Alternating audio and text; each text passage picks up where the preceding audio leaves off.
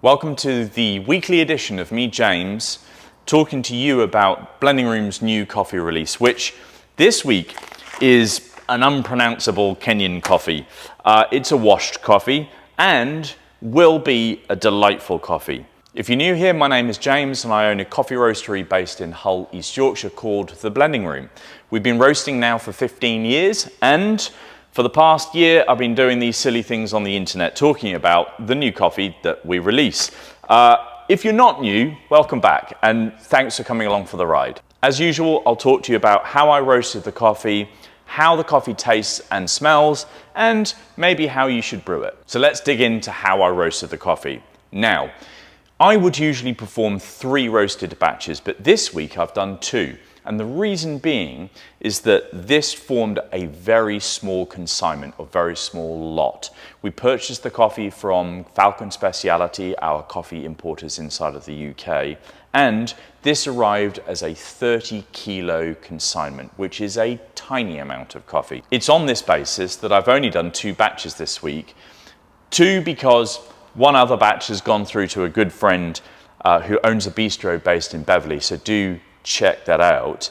And the remaining 2 I've got available for our Beverley Market customers, those who have subscribed to us, and for the people who purchase from us online. Now, caveat here, there is only a very small amount of this coffee left. Like I said, it was a very, very small batch or very small consignment. So if you think that this coffee might be one for you, you must get on it quickly. Go ahead and buy it. There's some links down below. Okay, those incidentals to one side.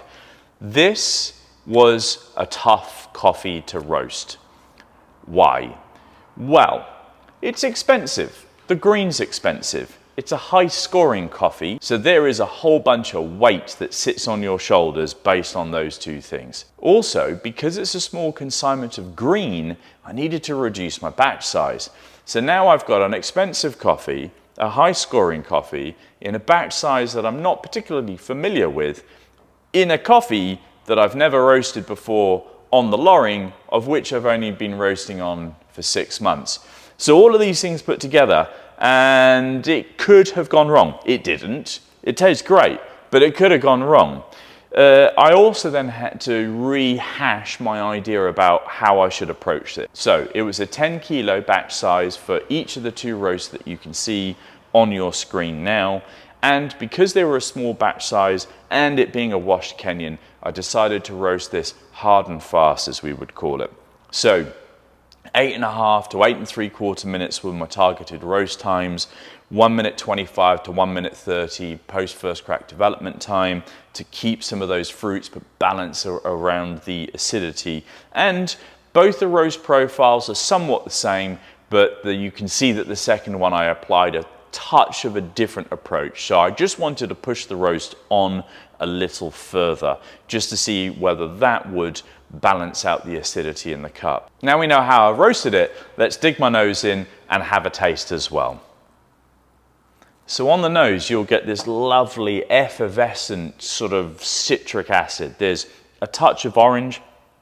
You can almost smell grapefruit in there as well, but there's a tickle of sweetness. So I wonder if that's going to transfer into the cup. Let's have a taste.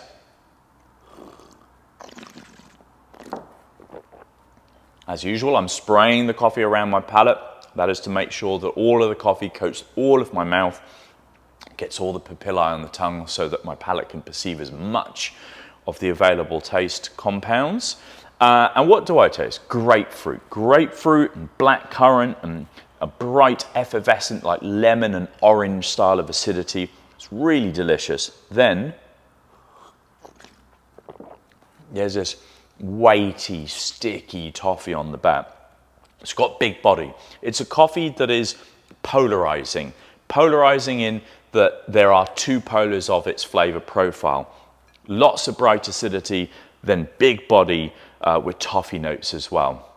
It's really, really, really delightful. And a coffee that I'll talk about how I think you should brew it now. The attributes of the coffee would suggest that it would be really well suited to filter brewing and cafetiere style brewing. And the reason being is that this bright acidity would be pretty effervescent in an espresso. Imagine grapefruit and 10x it. Everything about espresso should be multiplied by 10, acidity by 10, base notes by 10, body by 10, etc. So grapefruit and blackcurrant, they're wonderful fruits.